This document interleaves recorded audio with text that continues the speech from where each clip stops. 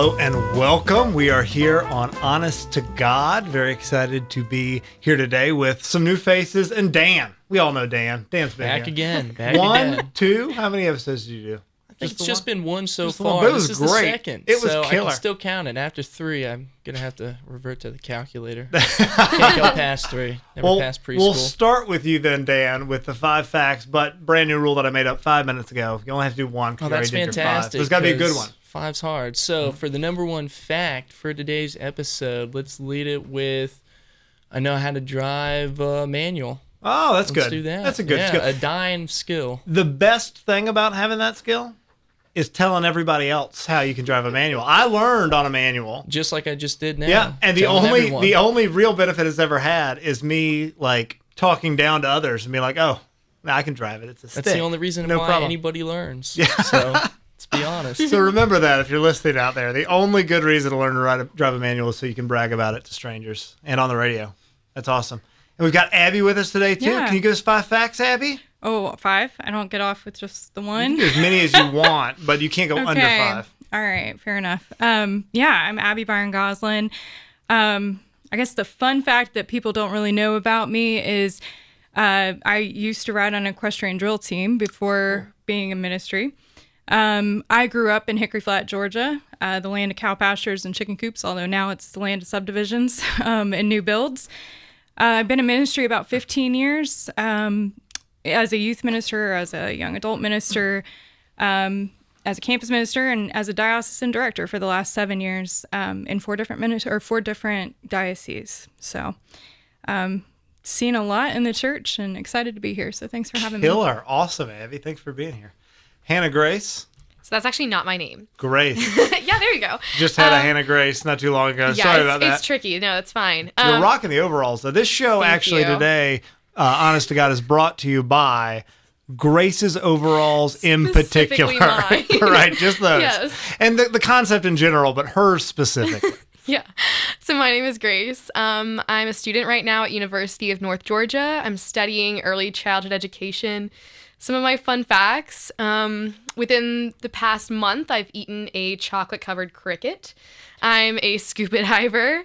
The reason why I ate the cricket is I was a summer camp counselor, summer missionary at Life Teens Camp Hidden Lake. Shout out to Camp Hidden Lake. Absolutely. So that's another one of my fun facts. I think is that 5? I think it was 5. 2. Oh my gosh. Yeah. Okay. Cricket, so scuba diving. Underneath scuba diving, I have swum.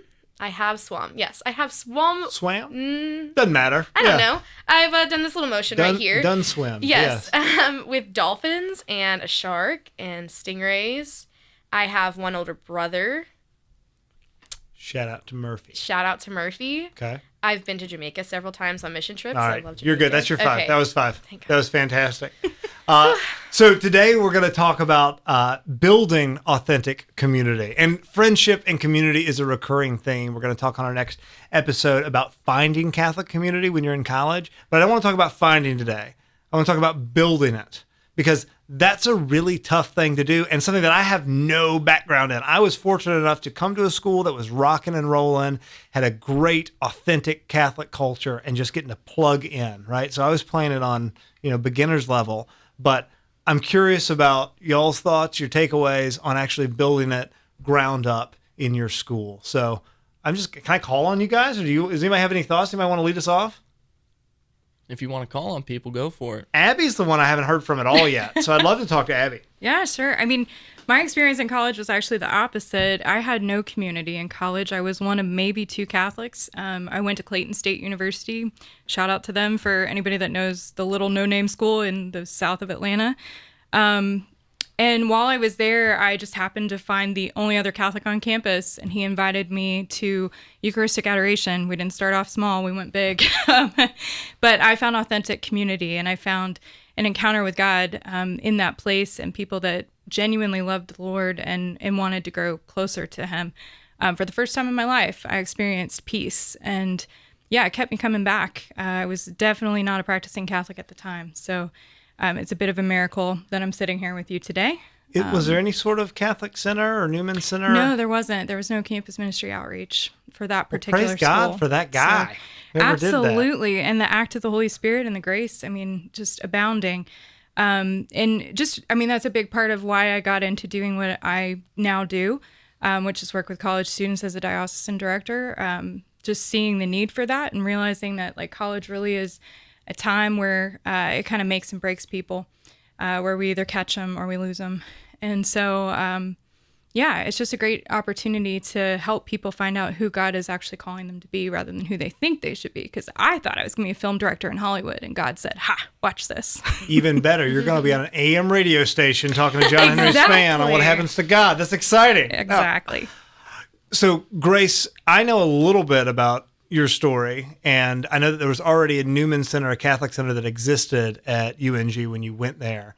But from what I've heard from you and Annie and a lot of the other people who I've talked to from there, it's really blossomed in a big way recently. Can you talk to that a little bit about what happened? Yeah, absolutely. So whenever we first got there, we were like, so I ended up going to college with two of my really close friends. So it was nice going into that, knowing that I had them, regardless of, whatever else the Catholic Center situation was like. I had them and like we could grow in our faith together.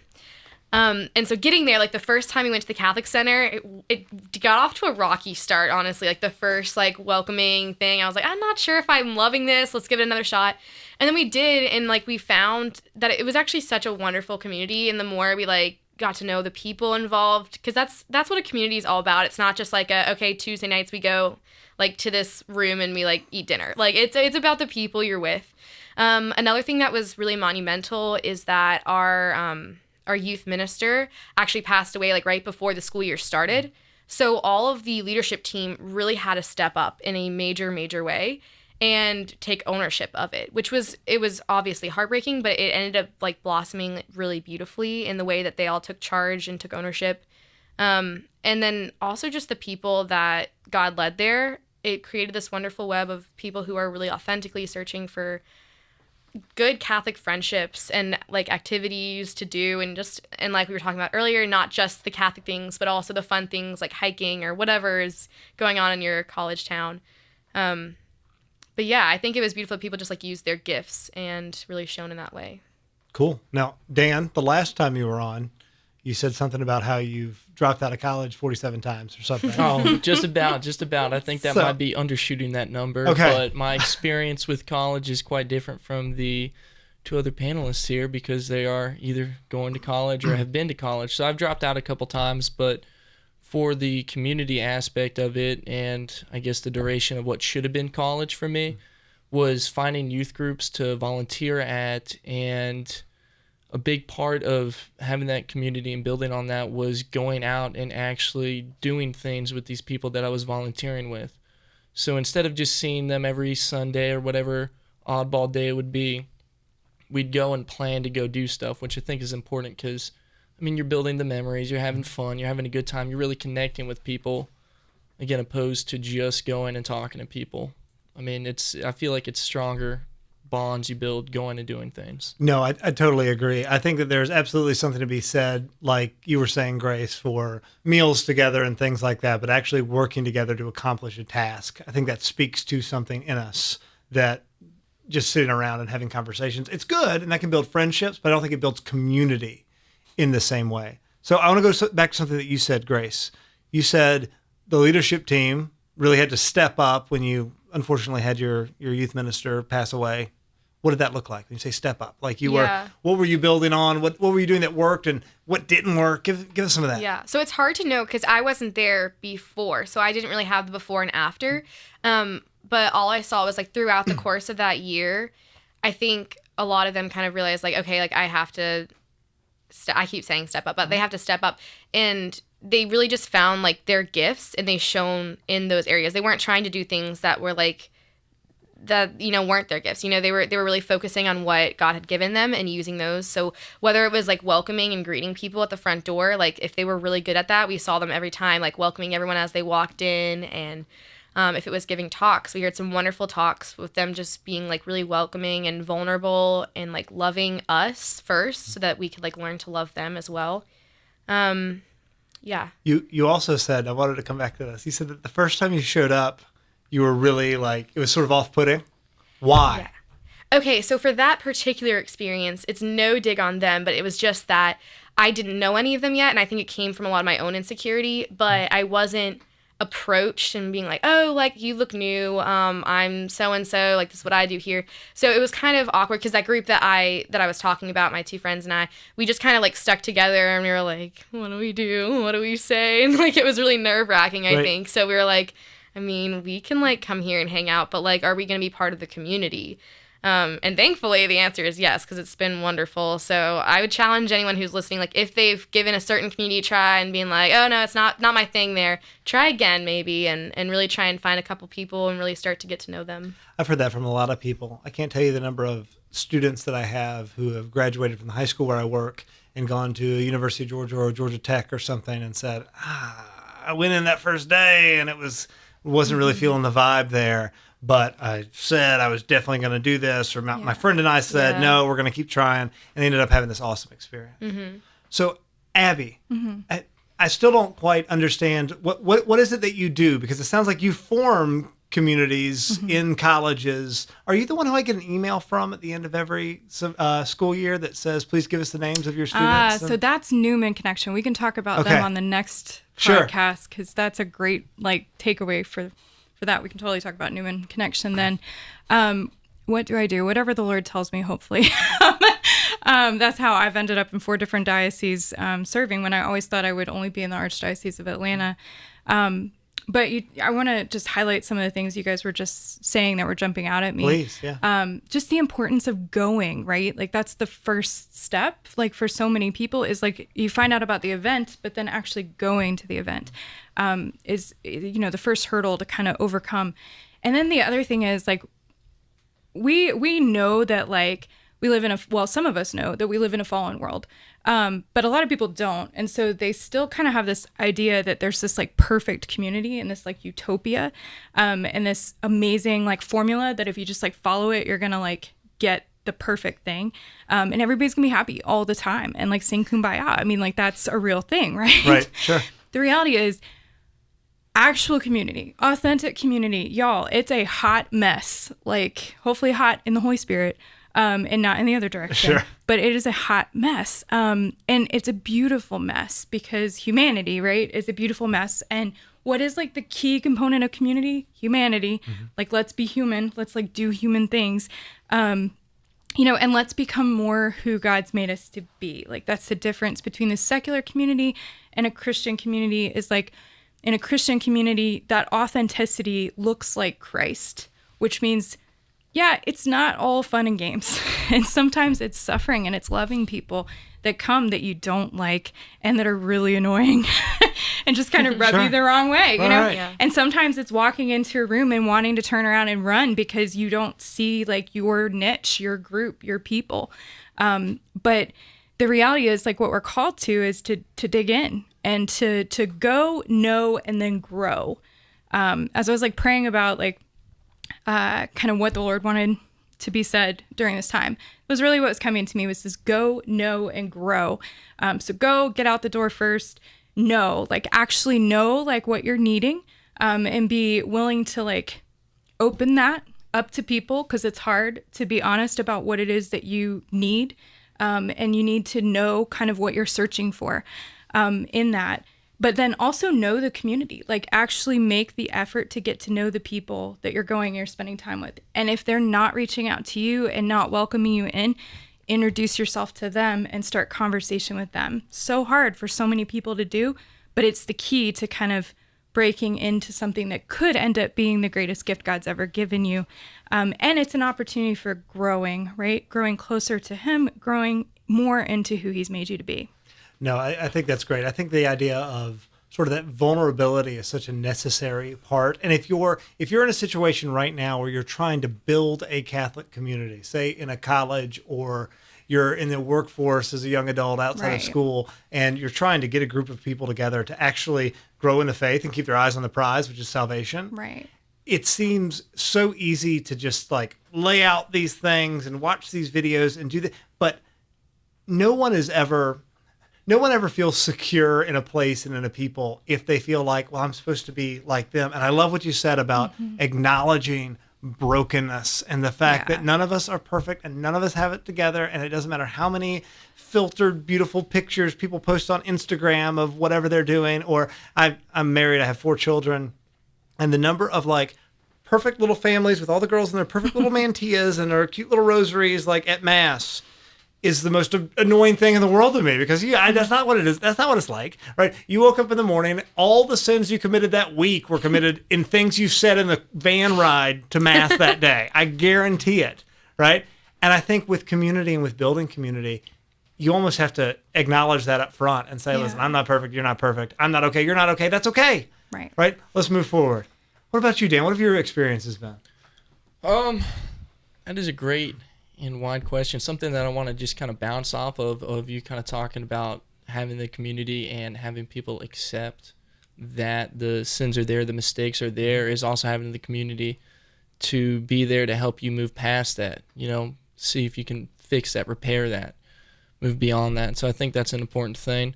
I think on my end of things with just community and my experiences with the various communities I've been into kind of does come back to that, identifying that, hey, we're all in this together. We're in this same community. We're all not perfect. We all have our own sins, our own problems. Let's help one another. Let's get through this. So I think that's a big aspect and something that I guess my 2 cents on that. No, absolutely. Something that I'm curious about, and I'll throw this out. Anybody feel free to jump in. Going back to what Abby said, actually all of you guys have touched on this in some way. When we're saying we want authentic Catholic community, I use that word all the time, but I think it means something, right? Authentic Orthodox Catholic community, not community that happens to have a crucifix on the wall and maybe they say, bless us, O Lord, before they eat, right? But actual Catholic community. It's so incredibly countercultural, and it's so weird, right? It is weird, not weird as in bad, but weird as in uncommon compared to what we're seeing in the world all around us. It's radical. It is radical, right? And we are fighting upstream. Absolutely. And we're trying to convince other people to come fight upstream and do a lot of things that are really unpleasant and things that are not socially acceptable. And don't always feel good. Right. Yeah. Yeah. So what have your experiences been with that? How do you approach somebody? I deal with teenagers a lot, but who's saying, oh my goodness, it's way more fun to sit around and play video games and look at pornography and just live this boring, social media infused, empty, nothing gray life. And how do you pull them out of that and say, no, come do this. This is so much better, even though it's really going to suck at first. How do you do that? Yeah. So taste and see, right? So got to taste it. Then you start to see it. And so really just that invitation is key to inviting them. But granted, if you invite them to the Holy Hour, I mean, like I said, in my case, it was an act of grace that actually worked. But normally you would invite, normally you'd invite them to something that's a little easier to ease into, a dude's night or whatever. We did like a Bacon and Braveheart thing. That's probably not cool now, but. No. Wait, all I want to do right now is hear about what Bacon and Braveheart is. Can you please describe that and continue your wonderful story? Literally just dudes getting together, cooking a whole bunch of bacon, and watching Braveheart. I mean, that's beating chests and sounds like a good idea. I may have to steal that. Let's end the podcast now. That is how you establish authentic Catholic community. Bacon and Braveheart. So I'm not exactly sure what the female equivalent is for that. It's also Bacon and Braveheart. Okay. Come on, lady. There is only one answer. Honestly, it probably is. Why not? I don't know. But yeah, so I totally lost my train of thought. But yeah, so the invite, right, is so important. And then inviting them, figuring out where they are. I'm going to go technical for a sec, so forgive me. But like finding out where they are on the thresholds of conversion, that's a professional term, if you will. It shouldn't be professional. It should be common language. Sure. But it's, it's coming from the concept of intentional discipleship, which means being intentional about living, being intentional about preaching, not just preaching, but living the gospel every single day, and going forth and making disciples, which is what we're ultimately called to. So as important it is to go forth and build community, we got to go forth and, make disciples first and foremost. And then as we do that, community hopefully flows from that. Or if we haven't done that and can't do that, then we build a community and then they come and then we are able to do that. But the goal actually, isn't building community. The goal, Marcel Lejeune, who built one of the most successful campus ministries in the country at Texas A&M, he says the goal is Christ, right? It's always Christ. And so when we talk about authentic, coming back to that, what we were saying about that authenticity, like, what does that mean? I think it means love. And if love is God, God is love, like, how do we show people real love? What does that look like? That's what gets us through the hard times. That's what makes things, become worth it in the end, to love people that are hard to love. And then we've got to have a lot of fun too, because if it's all just suffering and pull yourself up by your bootstraps, nobody's going to stick around. But got to have the fun and realize the rejoicing of the gospel, of living out the gospel, the authentic joy that flows from that authentic place of love. So key. There have been so many times when I don't know about so many times, but I can think of a handful of times when I've walked into a church or a donut, brunch afterwards or something, and you see some guy who is dressed to the nines and seems so wonderful with he's got like a pocket watch or whatever. I'm not knocking pocket watches. That being said, this show is brought to you by overalls, not pocket watch. And the way that they speak and the things that they say, there's this very, I'm not trying to slander anyone, but this sort of judgmental divide of, oh no, if you're not celebrating the liturgy this certain way, or if you're not doing this certain way, or if you think this way, then I'm not wasting my time with you. And that is the world's biggest turnoff, to get somebody to say, I don't want anything to do with this. And I'm somebody who I can absolutely be judgmental. I can absolutely be arrogant in all sorts of ways. And I have to sort of cognitively think, nobody likes that. That is a huge turnoff, and all you're doing is pushing souls away from the church when you're participating in that. And I've seen that a lot of times in really great Catholic communities. Well, I would say when faced with that kind of a wall, because it is a type of a wall that kind of gets put up, and I'll be honest, when I've seen that type of a wall get put up, it's because there's actually a lack of a personal relationship with Jesus Christ. There's a lot of people are going to want to crucify me probably after me saying that, but that's just the reality. If you were to ask that person, who is Jesus Christ to you, they may not be able to answer. Now, granted, the person who's over in the corner singing Kumbaya is also probably not going to be able to answer. Sure, right. Can we answer that question is something we have to ask ourselves too. But I find that, what is that person drawn to, right? So rather than getting caught up with kind of what's wrong there, like, what is it that is leading that person closer to God? It's the beauty of the tradition. It's the beauty of that Mass. The High Mass is glorious. Like, you literally feel like you're experiencing heaven. And he wants to share that beauty with the whole world, and because that beauty is what brought him to Christ. And this touches on a kind of key pastoral pitfall, as I call it, when we're talking about community, where we think that the only way to bring other people to community is the way that we were brought to community. And it ain't true. Sure. Our God is really creative and really diverse. And he wants to capture each person's individual heart. And he wants to heal them. So he's going to draw them in through either goodness, truth, or beauty. And that's how they're going to encounter them. So in that case, that person is encountering him through beauty. And so then the way to evangelize someone like that, or the way to draw somebody in, is to help them understand that it's the beauty that is there. And so what is a way that he can bring beauty to somebody who is not going to be able to walk into the Mass, and then challenging him and saying, brother, look, what does this look like? If you have a conversation with somebody on the street, like, I know you want to get them to the beauty of this liturgy, but like, what's the first step? Do you think that's the first step, or are we going to lose them if we try to take it there? And that's coming back to the thresholds of conversion. If somebody's just at the stage of curiosity, which is the first step, that's what you're touching on, is that's not going to work for somebody who's at curiosity.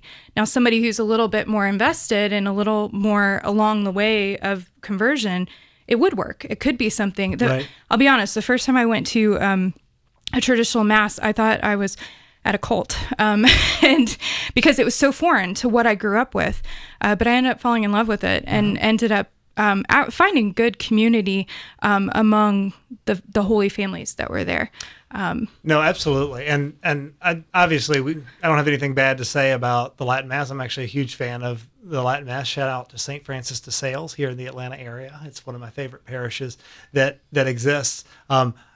I I've seen that I've seen sort of that almost liturgical pride, which isn't necessarily an evil, but sometimes in all forms of liturgy. Let's learn from each other. Oh my goodness, we only have a couple of minutes left. I want to throw it out to anybody who has closing thoughts on anything from building a community, from Grace and Dan in particular, before we do popsicle sticks, which are a must. It doesn't matter if the time runs out. We have to end with I think something quick that I wanted to just touch base on is definitely having that invite to other people into your communities. I think it's important to, I'll say, have that softball approach, not hit them over the head with whatever heavy stuff that there may be, but to then invite them in, show them that it's fun, it's a good time, whatever it may be. And then when they get comfortable, then get them into the more heavy-hitting stuff. Right. I think that's an important way to get more people into your community. Absolutely. I just want to stress the beauty of community and how wonderful it is, because I know we talked earlier about it being countercultural and uncomfortable and all these other things, but it can also be super beautiful and super attractive in lots of ways. To have that community, for me, was crucial coming to college. It helped me grow so much, so it's definitely worthwhile. I think it's a both and. I think it can both be uncomfortable and awkward and amazing. That's what makes and wonderful. It so beautiful. Absolutely. Yeah, guys. I mean, this has been a wonderful talk. Once again, this is one where we could spend hours and hours. I wish we weren't restricted to only half an hour, but we have to do popsicle sticks because it's my favorite part of the show. Oh, good. You got one for everybody. All right. Good one for Ben. Let me pre-screen for Ben. Gosh. Oh, yeah. That's a good Ben one. All right. We're going to start with you, Dan. Oh, that's an interesting one because I don't even know how to answer this. I got, if you were a DJ, what would your DJ name be? And I have no idea how to answer that. Let's go with the first thing that popped in my mind, 100%. Which, of course, is going to be Popcorn. Obviously. That's DJ Popcorn. Yeah, DJ Popcorn. Yeah, I like it. Yeah, simple enough. I really dig it. All right, Abby, what you got? Okay, would you rather only be able to whisper or only be able to shout everything? That's a good one. I am a shout everything because it took me a very long time to find my voice. I like that. So mine says attempt to do a magic trick. So now you see me. Now you don't. Oh, that was okay. That was actually pretty good. That was clever. I like it. It's the best I got. Producer Ben.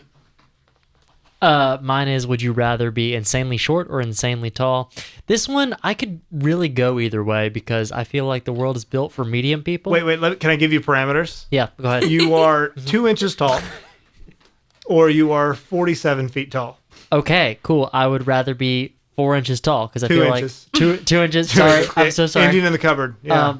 2 inches. I feel like that'd be really cool because you could have one frosted mini wheat as your entire meal, or as your house for that matter. Build your house out of frosted mini wheats. Okay, I was gonna say one. I mean, you're vastly overestimating the size of frosted mini wheats. Yeah, if you use them as bricks. Yeah. Yeah. Mm-hmm. Yeah. Okay. And then you use you can melt a little bit more icing as the cement between. It'd be kind of fun, wouldn't it? Yeah. It's a fun project. Yeah. I like that.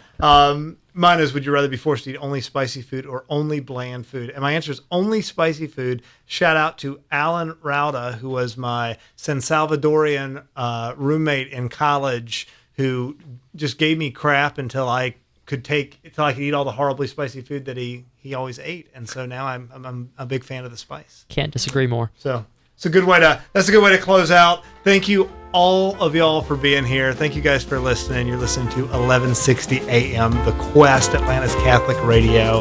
Honest to God. God bless.